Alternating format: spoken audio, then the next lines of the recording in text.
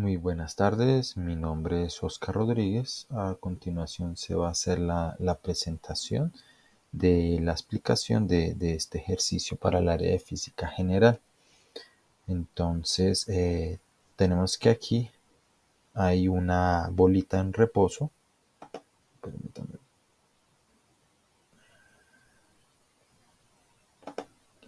Tenemos que aquí hay una bolita en reposo y está a una altura de 0,8 metros, tiene una altura específica y vemos que está apoyada sobre un plano inclinado a 30 grados.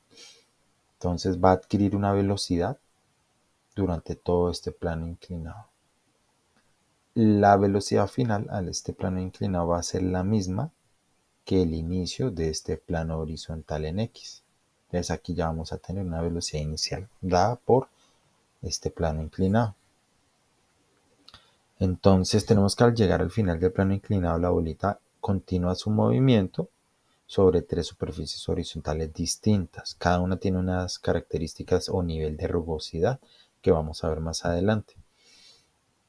En cada una de las superficies la bolita va a recorrer una distancia antes de detenerse debido al rozamiento o nivel de rugosidad que tiene cada material. Entonces tenemos que la bolita pesa 0,2 kilogramos. El ángulo de inclinación del plano inclinado es de 30 grados. La altura a la que está en reposo la bolita es de 0,8 metros. Y tenemos las tres distancias. La primera distancia es 0,9 metros, la segunda distancia es 1,2 metros y la tercera distancia 1,5 metros. Entonces hay que determinar el coeficiente de fricción cinética para cada una de estas tres superficies horizontales. Y hay que responder a unas preguntas. Entonces tenemos que, ¿cómo cambiarán los resultados experimentales si duplicamos la masa de la bolita? ¿Sí? Y otras preguntas que vamos respondiendo más adelante. Entonces tenemos que se genera una gráfica de cómo se representan estos planos y tenemos el peso como tal de la bolita, tenemos la normal, tenemos el movimiento hacia donde se dirige la bolita después del plano inclinado, tenemos la fuerza de la gravedad y tenemos el coeficiente de fricción, que es representado al contrario de lo que es el movimiento. Entonces volvemos aquí a la representación normal y tenemos que hay una energía potencial que hay a partir del cuerpo en reposo, dado a su peso y al plano de inclinación al que se va a ser sometido. Entonces, esto se convierte en energía cinética de movimiento. Entonces se puede calcular esta velocidad de movimiento de la bolita al final del plano inclinado y lo tenemos con esta siguiente fórmula. Tenemos que la velocidad es igual a raíz cuadrada de 2 veces la gravedad de la Tierra por la altura. Entonces se hacen los reemplazos correspondientes. La gravedad de la Tierra es 9,8 metros sobre segundo cuadrado y 0,8 metros es la altura a la que estaba la bolita, desarrollando una velocidad de 3,96 metros sobre segundo. Entonces también tenemos de que la velocidad final, cuando ya la bolita se detiene por completo, es cero, cuando ya está en el plano horizontal. Entonces la velocidad inicial justo cuando acaba el plano inclinado y comienza el plano horizontal, entonces tenemos que es de 3,96. Entonces con base en eso se puede calcular el coeficiente de fricción cinética. Entonces tenemos aquí la fórmula para la superficie número 1, que es de 0,9 metros de distancia, la superficie 2, que es de 1,2 metros de distancia, y la superficie 3, que es de 1,5 metros de distancia. Entonces tenemos que la fórmula del coeficiente de fricción cinética es 3,96, que es la velocidad que calculamos al principio, dividido entre 2 por la gravedad por la altura. Esto nos da un coeficiente de fricción cinética de 0,89 La segunda fórmula nos da 0,67 y la tercera fórmula nos da 0,53. Entonces, ¿esto qué significa? Aquí el coeficiente de fricción, hay dos conceptos. Cuando se acerca a cero, significa que hay poca resistencia al deslizamiento. En este caso tenemos como por ejemplo el hielo o el metal mojado. Cuando el coeficiente de fricción se acerca a 1, significa que son superficies rugosas o pegajosas que presentan alta resistencia al deslizamiento. Ya cuando sobrepasan del número 1, pues el material es que se entrelaza entre sí, entonces ya es un material parecido al velcro. Entonces, como podemos ver, en estas tres distancias, acá tenemos una distancia de 0,5, está entre 0 y 1, significa que es en la que más desliza la bolita.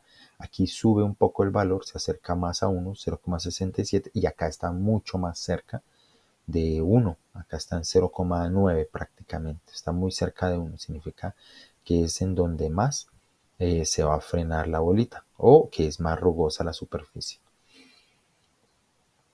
Entonces tenemos que en la respuesta, en la pregunta número 1, ¿cómo cambiarán los resultados experimentales si duplicaras la masa de la bolita? Entonces, si duplicamos la masa de la bolita, el resultado de la velocidad seguirá siendo el mismo. ¿Por qué? Porque podemos ver en la fórmula de la velocidad que no tenemos el valor de la masa, el cual pueda hacer una modificación al resultado. La única forma para que se modifique el resultado de la velocidad, que es 3,96, es que aumentemos la altura, como lo vemos aquí en la fórmula. Al aumentar la altura, pues ya va a cambiar como tal, ciertamente también el ángulo, y se podría modificar como tal esa velocidad. Hay una pregunta, segunda pregunta, de que el coeficiente de fricción dependería de la masa de la bolita. Entonces, el coeficiente de fricción tampoco tiene en su fórmula, esta es la fórmula del coeficiente de fricción, tampoco tiene la masa. Por consiguiente, no se vería afectado este resultado. Como podemos verlo acá en la visualización de la fórmula, no aparece como tal masa para trabajar con ella como concepto. Entonces, tenemos una segunda pregunta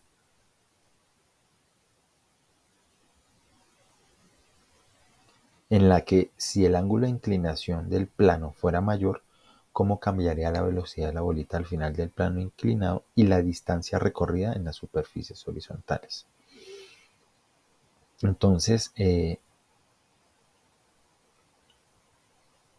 tenemos aquí que en este caso la velocidad de la bolita sí cambiaría al final de la inclinación, porque al aumentar el ángulo, y si nos lo imaginamos, se acercaría a un ángulo de 90 grados, donde se presenta pues una caída libre, ciertamente no habría fricción, en el que se representa ya un valor muy cercano a la fuerza de la gravedad. Entonces tenemos una fórmula para la aceleración, que es esta. Entonces significa que si hay una mayor aceleración, la velocidad al final del plano inclinado también aumentaría.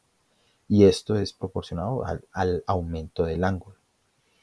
Entonces, respecto a la segunda pregunta, la velocidad en los planos horizontales, eh, como en la velocidad inicial en los planos horizontales, que es la misma velocidad al final del plano inclinado, debido al aumento de los grados, la velocidad ha aumentado, pues entonces la bolita va a recorrer una mayor distancia.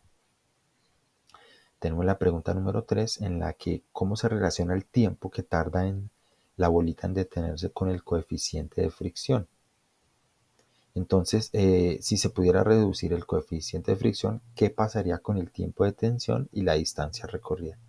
Entonces tenemos que el coeficiente de fricción es la resistencia de dos superficies que al entrar en contacto permiten deslizamiento. Ya vimos anteriormente que hay un deslizamiento liso y rugoso. Entonces el tiempo se relaciona en la medida que haya una fricción mayor o no. Entonces, si hay una menor fricción, el tiempo en detenerse la bolita será mayor, va a aumentar.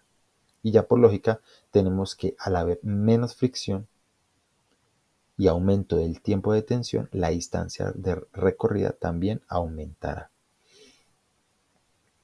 Entonces tenemos como tal esa la explicación de este ejercicio que está respecto a lo que es el plano inclinado.